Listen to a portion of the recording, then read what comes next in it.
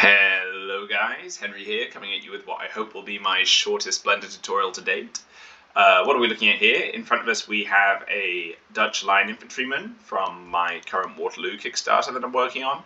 And as I'm sure many of you know, my Napoleonic miniatures are natively 6mm in scale, and that means that you have some fairly chunky proportions, as you can see on the figure in front of you here.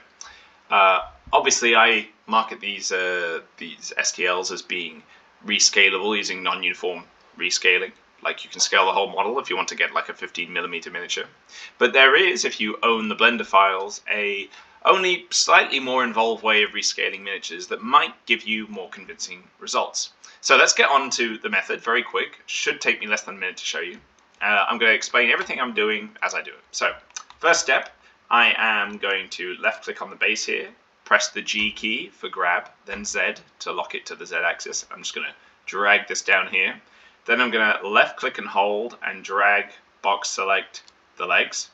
Going to press G again to move them down a bit. And I'm going to press the S key, which stands for scale, Z again to lock to the Z axis.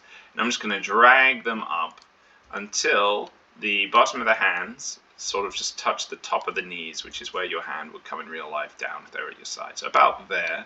So the figure looks a bit more human proportioned. G key on the base, move it back up. Get it sitting all nice and snug under there. And there we go, that's done. Simple act of stretching out the trousers has done quite a lot to make this guy look more realistically proportioned. And that's that. Now if I want to make a figure of it, I just left click apart the model, press A to select all, click File, Export, STL. A window comes up in front of me that you can't see right now because of my recording software, I'm sorry. I click a box that says selection only, so I only export these parts. I type Dutch Epic Test and hit export. And then I have a figure that I would need to open up and repair in a software like 3D Builder. I have tutorials elsewhere on the YouTube channel for that. The scale isn't 15mm yet. That would be something you'd need to figure out in your slicer. Again, I have another video on my YouTube channel called the Cube Method, where I show how to figure out a model's height from boots to eyeline. So there'd be a little bit more work involved, but this is the bulk of it.